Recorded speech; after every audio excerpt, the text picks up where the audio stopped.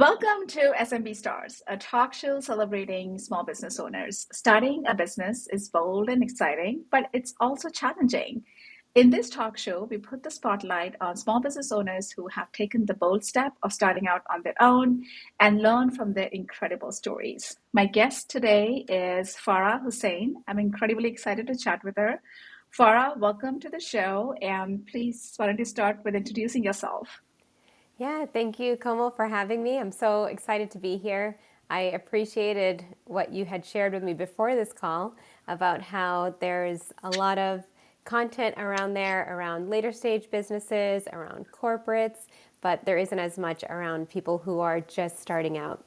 And it's something that I see, even having left my corporate job recently and gone off on my own. I have so many people reaching out to me with very basic questions like, where do I even begin? I have an Right, idea, but where do you start? right. I have my own executive coaching business. I recently finished 1 year of being in business full time, although Congratulations on your first year anniversary. thank you so That is much. great. I had been coaching for 4 years before I took it full Uh-huh. time. Hmm. I now, after a year, having some learnings, I'm also now thinking about how I'm going to evolve the business coming into this year. So my metrics look different from what they did last year. But I will say that my focus has always been on supporting leaders with their objectives. Sometimes those objectives, especially with earlier stage companies, is around building leadership confidence. They know what they want to do with their business, but they are starting to recognize the ways in which they might be getting in their Hmm. own way in Hmm. making progress. When I work with like mid-stage companies, typically the focus ends up being around leadership effectiveness. They've kind of gotten over those initial humps and now they're leading teams that they've never had to lead before, especially when they're in CEO or COO level positions. And then the later stage companies, that's where they are focusing on leading at scale. And so what I tend to do, because I work with leaders across all different stages of companies, is first understand which stage are they in and not Hmm. making assumptions around where they might be. Because you could be Hmm. later stage and still be having a leadership confidence issue. These are Hmm. just generally where I see people fall.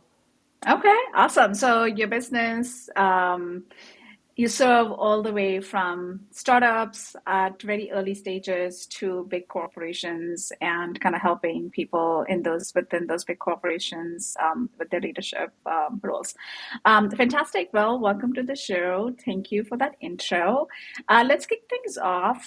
So, Farah, I know you mentioned that you started kind of coaching a couple years ago. You said 4 years ago, and then you officially launched the business about a year ago. So, was there a specific moment about a year ago where you're like, okay, I'm just going to go in full time?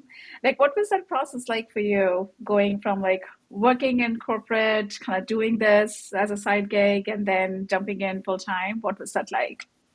Yeah, so when I first started coaching, getting trained as a coach, certified, getting my first clients, I did that as a hobby. I was doing Mm. it for fun. I maintained a small client base on the side for Hmm.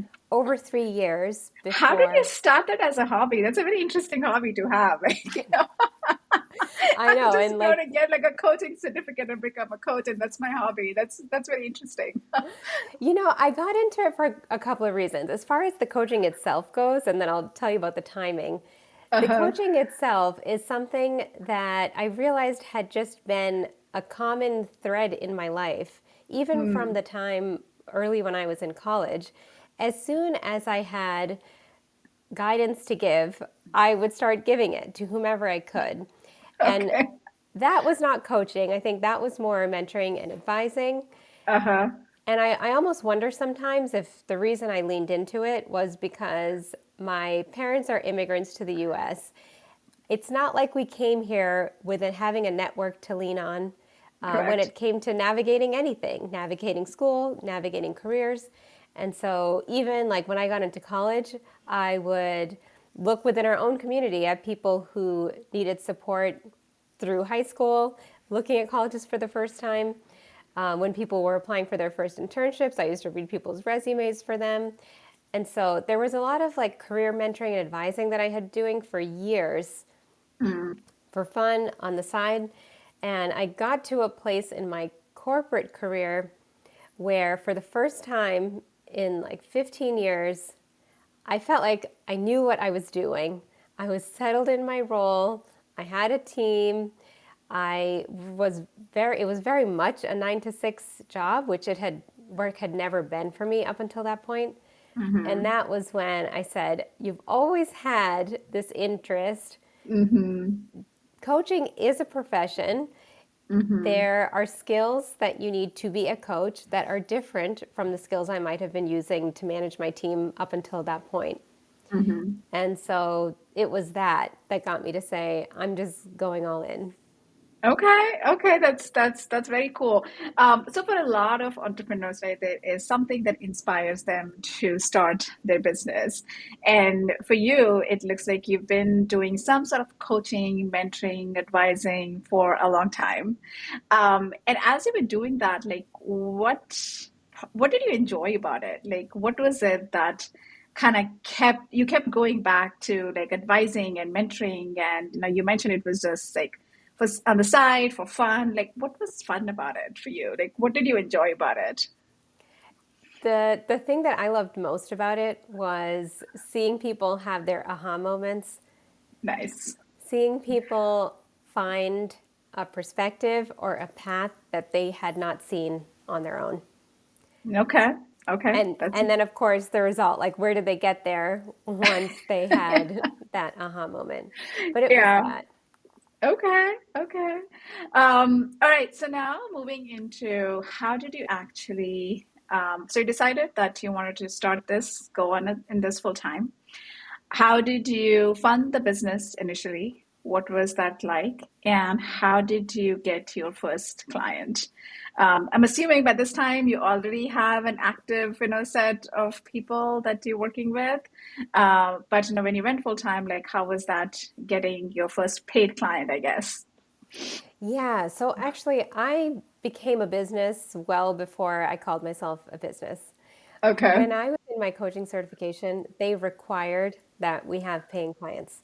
So I had Ah, to get paying clients years before I ever even imagined that I would take this business full time.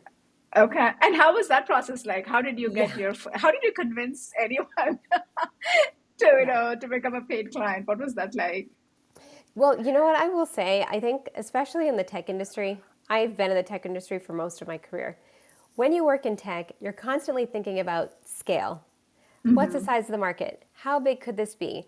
And I found that when it came to business building, initially, I was thinking way too big. I mean, I was thinking about how big the market could be when I realized I need to focus on individual people who could potentially want to work with me. And Hmm. so, in some ways, it was like my thinking was going from working in millions and billions when I was at Hmm. PayPal Hmm. to narrowing down to what I now tell other people when they're trying to start their businesses: start close to home. What are the networks that you are connected to in your day to day? Includes your family, your friends, your neighborhood. It might be a gym you go to or the parents of your kids' friends. That's your world. That is where you may find people who have what you need. And you're already beginning with an understanding of each of those communities. They already know who you are. There's some trust there to start with. And so that is how really started my business and got my first client. My very first client came from a professional network that I was a part of. I had been in that professional group for years. I wasn't super active, but I would give something back to that community every year. And once I got into the certification program, I was like, I have 6 weeks to get 5 clients. This is required for me to be in the program. Where am I going to get them? Okay. And one of the things I did is in that group, I Mm-hmm. posted, I was very straightforward. I said, I am in this coaching program. Here's Mm-hmm. why I'm in it.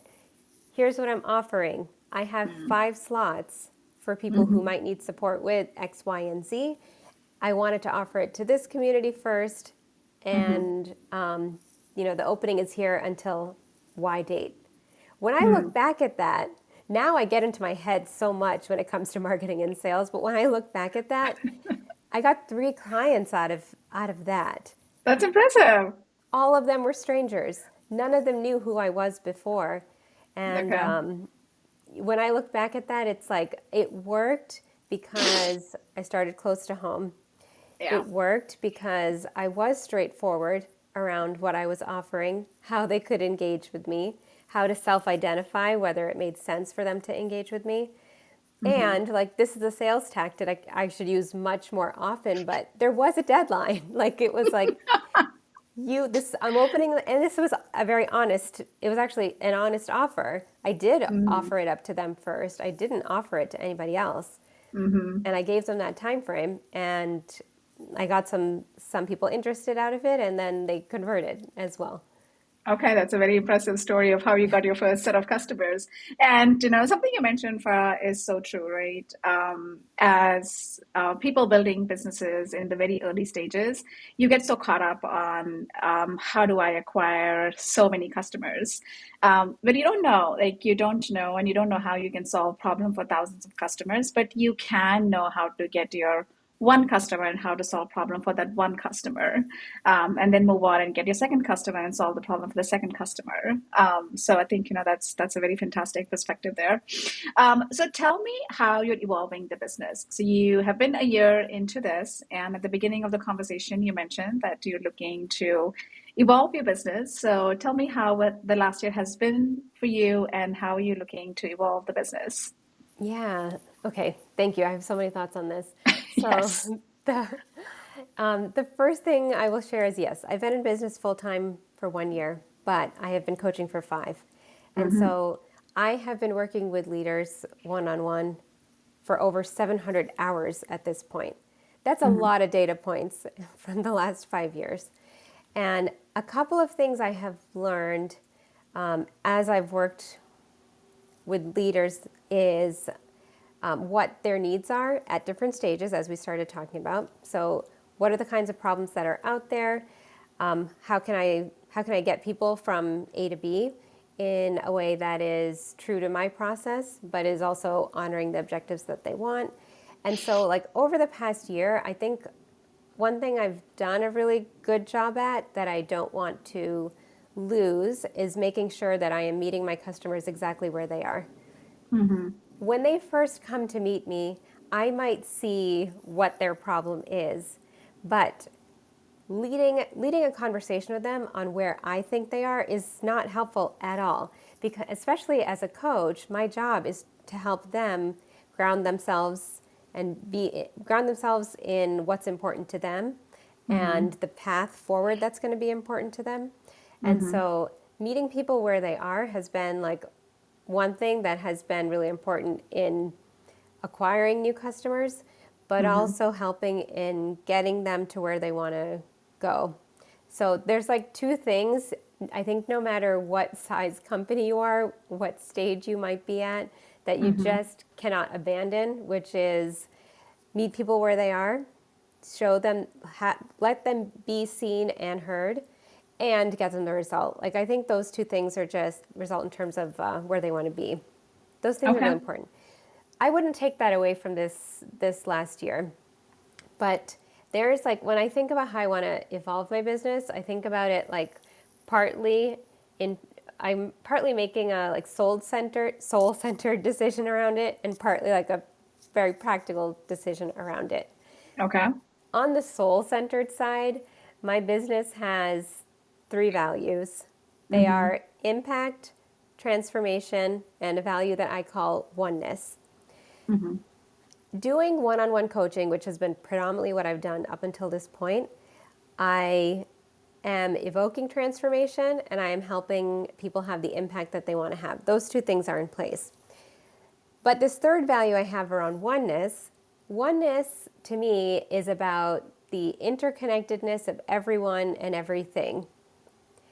It is about helping each of us understand that we are one part of a whole.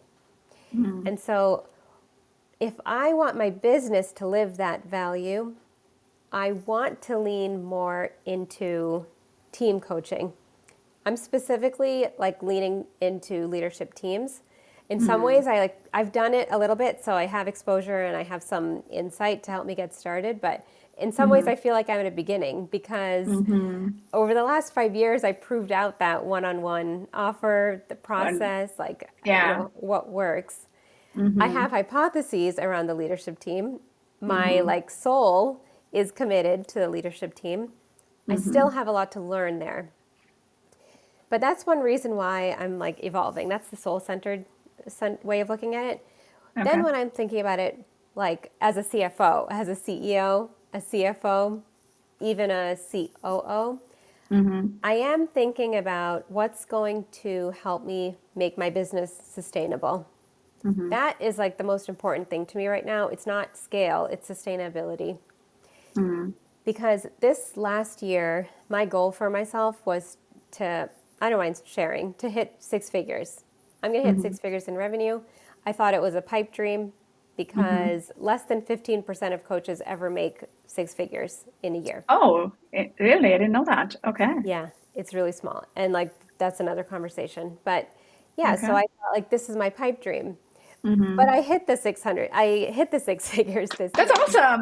Yeah. That's awesome. But however, if I'm thinking Uh-huh. about the sustainability of my business, the way Uh-huh. that I got to the 100K this year Mm-hmm. is not sustainable. It's just not. Mm. That's Okay. one. Mm-hmm.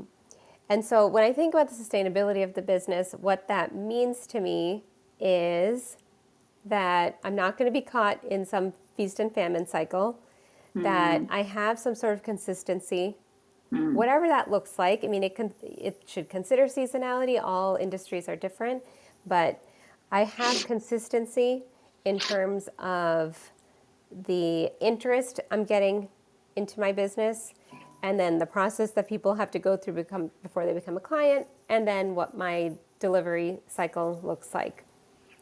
And Okay. so, like with one on one coaching, particularly if you're taking more of a B2C approach, which is what I did this year, it is a bit of a dead end. This is purely thinking from a business perspective. I mean, Mm-hmm. yeah, definitely not from a relationship perspective.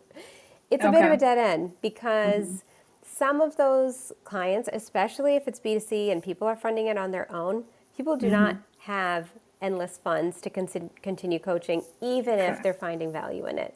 Right. Right. And so like you could build a sustainable business around one-on-one coaching. There are ways to do that. But Mm-hmm. what I saw this year and I want to lean more into is I believe if I lean into teams, a leadership team, Mm-hmm. then that should is opens up a way for me to build a deeper relationship with that organization longer term. Mm. Team Okay. coaching could still lead to one-on-one coaching. It could Okay. lead to workshops and training. It could lead to some kind of consulting. So Mm-hmm. to me, I'm kind of thinking of it as what do I want the entry point to my business to be?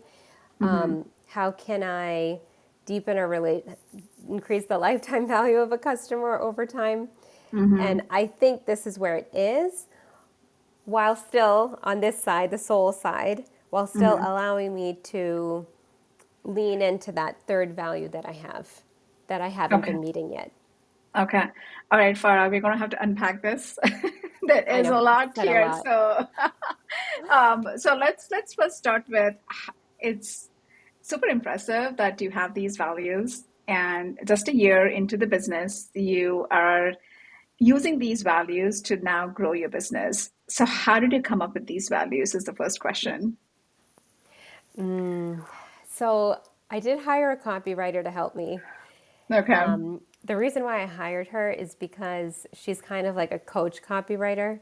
Okay. So what we did I reached out to her and I said, I need to document my mission, vision, and values. I need that as something Mm-hmm. that I can continually go back to Mm-hmm. because I want to be grounded myself in Mm-hmm. terms of exactly what I'm working towards and you know, what values I want my business to embody as I work to those goals. So I just like needed that from a structure perspective. But Mm-hmm. I also needed it from a marketing and sales perspective because I said, well, I need my customer, I need the market to know what I stand for, who I stand for, Mm-hmm. give them an understanding of whether it even makes sense for them to work with me. Are we on the same page about like what my mission is? Are we even on the same page around how we want to work together? Mm-hmm. So that what I did with the copywriter coach was this is my Mm-hmm. objective. I Okay. want the output to be mission, vision, values. Okay. And she was great because like the first part of what we did was Mm-hmm. she just asked me lots of questions as a coach would to Uh-huh. help me like navigate to So what you were on the exactly other this side is. of the experience, Oh yeah, coaches. answering answering Yes. questions. Yeah, because coaches need coaches too. Like we are people at the end of the day. So we did Yeah. like half of our time together was that. She gave me a couple of Uh-huh. exercises to do as well. And then Okay. the second half, I came back 2 days later, was Okay. when we worked on the words together. Okay. So we know, okay, we know what I'm trying to say, but how do I want to say it? And how can I say it in a way that is clear to me, but clear to my potential customers and partners as well? Okay. And how long does this process take? So with her, she offers these VIP sessions where it's I did 4 hour VIP with her. So we split it up. We split it up into 2 hours one day to kind of do the Okay. thinking reflection. I did some Okay. work in between, and then we did 2 hours the next day to come up with the words. Okay. Okay. That's no, that's interesting. So you mentioned you're moving from the one-on-one coaching to now the team coaching this year. So how do you think your marketing now changes, your customer acquisition changes, and how? Yeah. So what are your thoughts there, and how have you planned for that? Okay, I love this question so much, and here's why I Okay. love it. Okay. I love this question because as I have been talking to some other people around what I am calling a business pivot, so many people have said to me, no, you're just repackaging. No, it's not that different. And like pushing back on what I see as a pivot.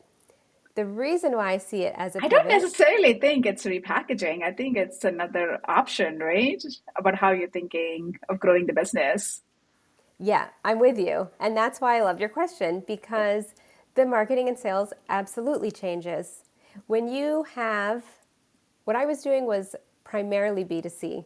Mm-hmm. B2C approach is very different from a B2B approach or a Correct. B2B to C approach.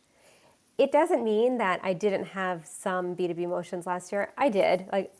But by that, when I look at last year, my B2B was sure companies paid for the coaching, Mm-hmm. but the marketing motion was B2C. I mean, almost, not all of them, but almost all of Mm. the clients were people who wanted coaching for themselves. Got it. Okay. So to your question, like, and so in terms of, let me tell you, like, how did I get those clients? Because then I can tell you, like, what am I Mm-hmm. shifting? Mm-hmm. I got those clients in, I would say, mostly three different ways. One was LinkedIn. To my own surprise, 42% of my revenue last year came from people who had read my posts. Okay. They reached out, Mm-hmm. they did a sample set. I do free sessions with people, and then many of Mm-hmm. them chose to sign up. Mm-hmm. So LinkedIn was a big source for me. Mm-hmm. Some of them were existing clients who were just continuing on.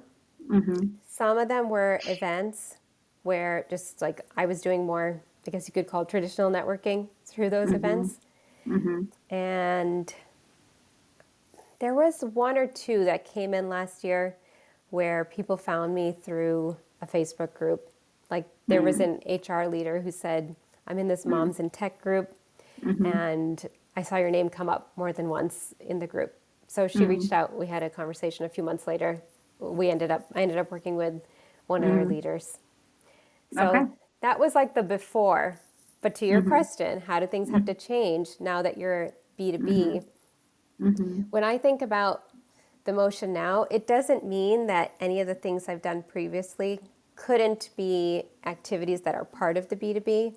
Mm-hmm. But for me, there the B2B sales cycle is very different from Right. B2C that like converts in 1 to 2 weeks. Like that's what was Correct. happening. The conversion is really Correct. fast. Yeah. So I see myself having to follow like more of a traditional process of Mm-hmm. prospecting. Mm-hmm. Who are the audiences that who are the audiences that influence these potential customers? Because I Mm-hmm. think they could be potential like lead-ins to the customers I want. Where are some of these target people all like just naturally spending their time? Maybe Mm-hmm. some are LinkedIn, maybe they're not, but like where are they spending their time? And then from there, going into a longer sales cycle to better understand exactly what their needs are that that they need support with, and then proposing a solution for them. So I'm kind of what I'm envisioning more on the B2B side is like there's the prospecting piece, there's Mm-hmm. the getting to know the customer better piece and Mm-hmm. understanding really what they need, and then there's putting together a proposal. Mm-hmm. Not those things have just not been the same on the B2C side. Okay. So I'm like Okay. mentally prepared for a longer sales cycle. Who Okay. knows? Maybe there won't be, but I'm preparing for a longer sales cycle. Okay. And I'm trying to now, like, I'm trying to really understand who are the audiences that need to know me. Mm. That could then help me make some of the connections I need to make. Okay. Okay. Well, it's impressive just hearing you say that. I feel like you have a good plan. And anything, starts with a good plan. So let's talk a little bit about something you mentioned earlier in the conversation, right? For this answer is how LinkedIn, you got 42% of your revenue last year from LinkedIn. Um, Tell me more about how you went about building that audience on LinkedIn. How did you think about how often you want to write, what kind of posts you wrote? Because yes, LinkedIn is turning into a very powerful channel for business owners to kind of be out there and make connections. So how did you approach that? Yeah, so I chose LinkedIn for a couple of reasons. I chose it because I knew my potential customer is there. I didn't know Mm-hmm. necessarily how to reach them, but I know that they're there. Mm-hmm. That was one. Then, in terms of what the approach was, I said to myself going into the year, pick a channel that you're going to be consistent in. Pick a Mm-hmm. channel that you That's so will, true, and that's very important. yeah, the consistency part. Yes, yes, Yeah, because without the consistency, you're not going to get enough data to learn what works or doesn't work. right. And so that was, I said, okay, my audience is here. I'm going to be consistent and I am going to write about, I'm going to focus on topics that I know are important to them. Because at this point, when I like really started getting into LinkedIn, I had already been coaching for 4 years. So I have like 4 years of one-on-one client experience and I Mm-hmm. know what their challenges are. At Mm-hmm. least I know from the people that I had been coaching up until that point. And so a lot of my approach on LinkedIn was not super efficient. Like I was not creating content, batching it, scheduling it. I was quite literally, I would be in a session, at the end of a week of coaching, and I would realize Uh-huh. like, oh, there's this theme that came up across 3 of the clients Uh-huh. this week. Uh-huh. So I'm going to write about that on Monday. Okay. Okay. So it was more ad hoc, but consistent, but ad hoc. Ad hoc. It was extremely inefficient. I mean, I will tell you, but Okay. yeah, but I was okay with spending the extra time on it this year because I said, I really want to figure out what type of content resonates with people, which type of content is driving engagement, but which type of content is getting people to reach out to me Mm, Because you can get all the engagement in the world, but if it's not converting, like, what's the point from a business perspective? correct. Unless your point is like just to be inspirational and it's not about running a business at all, which is that's a different goal. Yeah. Yeah. Okay. And so, yeah, like and then, yeah, mostly it was that the content was inspired by challenges, thoughts, needs that I would see coming up across multiple people. Okay. And if we talk from a numbers perspective, the type of content that gets the most engagement was the content that was more personal because you want people to see who you are too. Correct. It gets the most engagement, but that's not what gets people to call you. The stuff that gets people to call you is like if I have a post that's around like a very specific concern somebody has Mm-hmm. that gets like 30 likes, Uh-huh. sometimes even less. Those But are it the gets people things. to call you. Okay. Okay. So Those are the things. engagement is not always equal to conversion. That is good to know as people are putting together their marketing plans. Yeah. So as you now pivot from the one-on-one coaching to the team coaching, so of course, your sales and marketing, like you mentioned, it's a long sales process, and you're figuring out your plan there. What channels are you thinking you're going to explore? Oh yeah. Okay, great question. I'm just gonna like put all my ideas out there if anybody wants to take some of them. So no, but I will. I don't mind. Uh-huh. I have a few ideas. One, investors. Over the last year, I did start building up my network of early stage investors. Mm-hmm. I wouldn't say that I built any really deep relationships, but it really helped me to just get a lay of the land. Mm-hmm. I think investors can be one great path for me to get to the companies that I want to get to support teams. Because Mm-hmm. I do want to lean into companies that are less than 1,000 employees. I Okay. think like over the course of the next year of learning, I might even narrow that more in terms of exactly what size. But less than 1,000 employees, high growth companies. Mm-hmm. So I think VCs are a route there. That's one. Then on LinkedIn, I'm a little like still trying to figure out what I want to do with LinkedIn. I have like shied away from things like Sales Navigator on LinkedIn because I'm on the receiving end of a lot of that stuff and I'm like, this is not how I want to sell. This is not how I want to be. Okay. But I will say I'm getting closer and closer to buying it, not necessarily to like cold call the way that people have cold called me over the last year plus. I'm sure it's the same for all of us, but I Mm-hmm. actually think it could help me with prospecting, even if I use it just to like Mm-hmm. try to get closer to some of the profile, help me like refine what my target profiles are going to be. I Mm-hmm. think it could help. So LinkedIn is still a channel. Mm-hmm. Okay.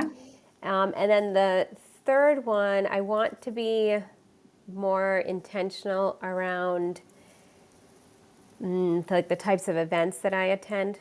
Mm. So again, like last year, I went to a lot of different types of events just to like, get a feel for things. But Mm-hmm. I do want to be a little more focused in terms of like where am I showing up and what do I want to learn when I get to those events. Who do I want to connect with, but also just what do I want to learn. Okay. Okay.